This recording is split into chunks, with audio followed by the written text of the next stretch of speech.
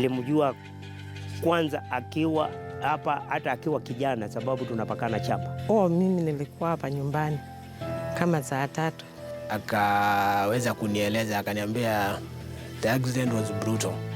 Lazima ongee sababu hapa ni kwake. Na sasa kutoka wakati huo hawakutupeleka na walitupotea. Mwalimu ticha akasema, baba ataiba maisha iko namna hiyo. Mambo yote iko swali. Mambo yote iko swali. Mambo yote iko swali. A first-time member of parliament and a former assistant minister, Anthony Ndilinge told his fellow members of parliament someone wanted him dead. The member of parliament told his fellow legislators there was a car trailing him. Weeks later, he was found dead. Nothing stolen from him. Case Files starts now.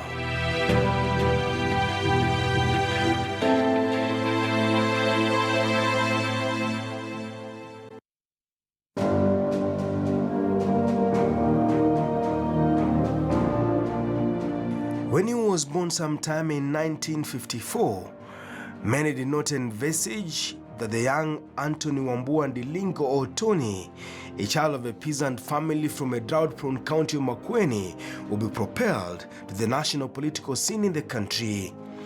But this signature, penned in a rare but fine ink 47 years later in August 18, 2001, captured the political role the first-time member of parliament for Kilome constituency had played at the time. Hii alikuwa mheshimiwa already. Ndio alikuwa mheshimiwa. This was the condolence book signed by the country's #1, President Daniel Toroitich Arap Moi.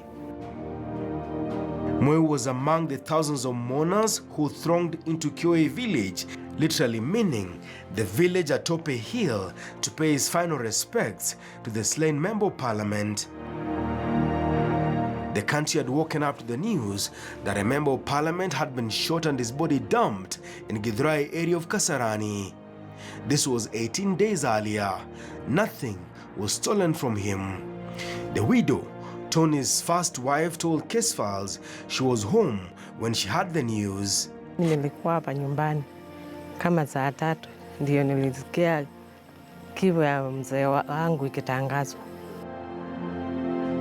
The Kenya Broadcasting Corporation KBC was the first to broadcast the sudden news of the member of parliament's killing. Major government announcements were carried out here. Nilizituka na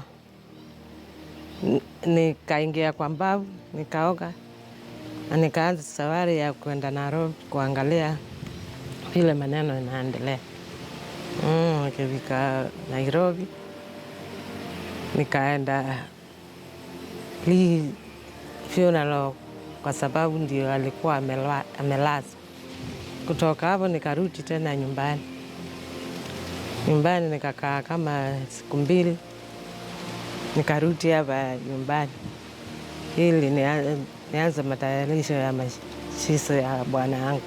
The body of the slain member of parliament was lying at the Lee Funeral Home after spending most of the morning out in the cold. Sikuangalia sana kwa sababu wakati nilifika huko nilianguka, nikawa siwezi. Sikumwangalia sana. Sasa nikawa mtu wa kusaidiwa.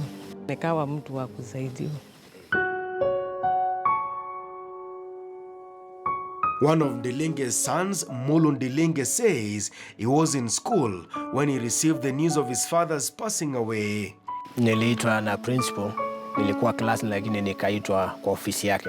Lakini kabla hajani release, akaweza kunieleza, akaniambia the accident was brutal. Kwa hivyo by bad luck babangu aliweza kutuacha. Akaniambia ni mzuri aniambie nisisikie kwa barabara kama nakuja nyumbani.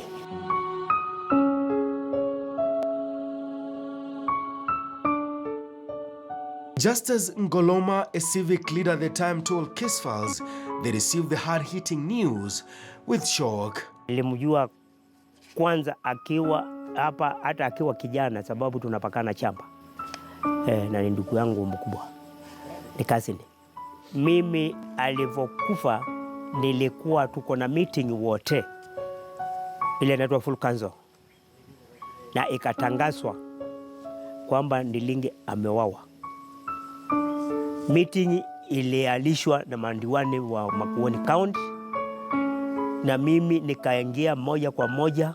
Kwanza nilisei nikaanguka, na mimi nikachukua matatu moja kwa moja mpaka moshali.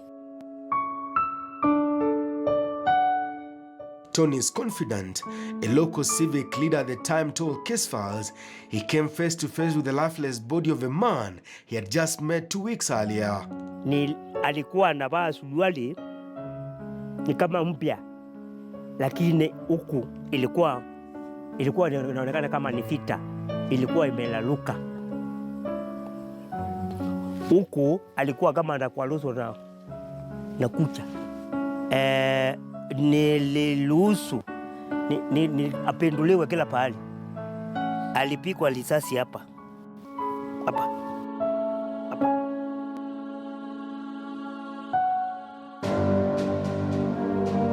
The family was left to kick off preparations for the burial of the slain member of parliament as police investigators tried to make sense of the brazen killing of the outspoken member of parliament. It will later emerge that hours before his killing, the member of parliament was at the hotel along River Road at 9 p.m, having arrived there from his Kilimani home where he had spent the day with his second wife, Sarah Wambua. The MP reportedly told boy Juma Boy he was waiting for a call from a lady friend. Juma, a fellow member of parliament, told police investigators he left the member of parliament at Sagaret Hotel by the time he was returning home at 10 p.m. Ndilinge is said to have moved to another hotel where, after scouting around, he saw a woman sitting alone. He then inquired about her from a bar attendant before buying her a beer. The woman, Rahab Njeri Waruguru, told the police she wanted to head home later that night, but the member of parliament offered to drop her home. It wasn't until 11 p.m. that night when the two decided to move to Mwikin Kasarani. Hours later, the member of parliament then moved to Frontier Bar. At around 4 a.m. that morning, after dropping off Rahab Njeri Waruguru, the member of parliament went back to another local pub where he met Margaret Wambui Njoroge.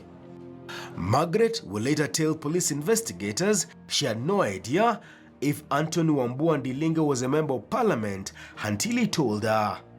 They had a few drinks. Ndilinge once again promised to drop her home, this time in Githurai. It is not clear what transpired later. Around 7 a.m. that morning, police officers received a distress call of people hearing gunshots and a body lying by the roadside. Ndilinge had been killed.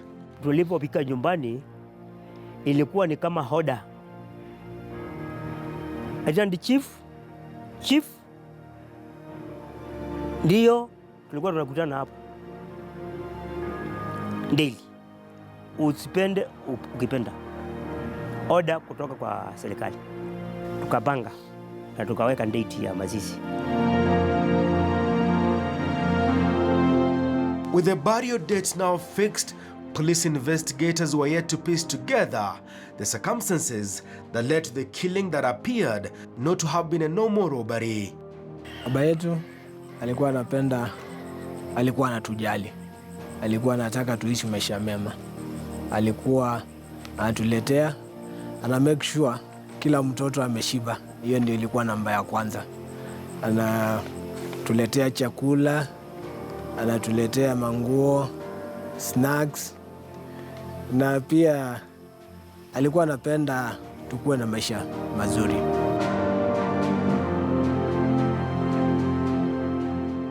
Nothing was stolen from the member of parliament. His vehicle that was discovered several kilometers away in Dandora was intact, making police investigators conclude it was used by the killers to get away. A convicted committing maximum security prisoner told police investigators that Ndilinge could have been killed by two people, namely Mrefu and Mwalimu. You may ask, how did this convict know Ndilinge's will-be killers? We take a short break.